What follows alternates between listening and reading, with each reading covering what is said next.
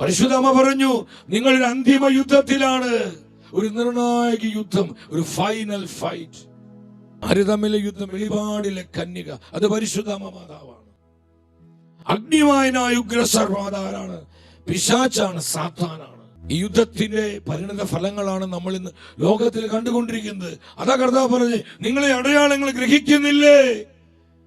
നിങ്ങൾ കാണുന്ന ഈ ആനുകാലിക സംഭവങ്ങളിലൂടെ സ്വർഗം തരുന്ന പ്രവചന സന്ദേശങ്ങൾ നിങ്ങൾ മനസ്സിലാക്കുന്നില്ലേ?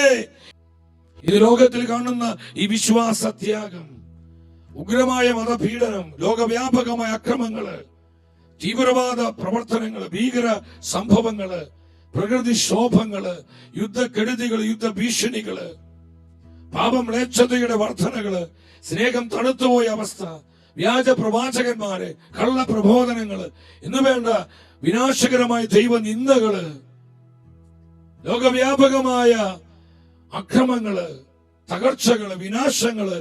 സഹോദരങ്ങളെ, ഇതൊന്നും അവിചാരിതമല്ല. കർത്താവിന്റെ സത്യവചനം പഠിപ്പിക്കുക, ഇതെല്ലാം കാലത്തിന്റെ അടയാളങ്ങളാണ്.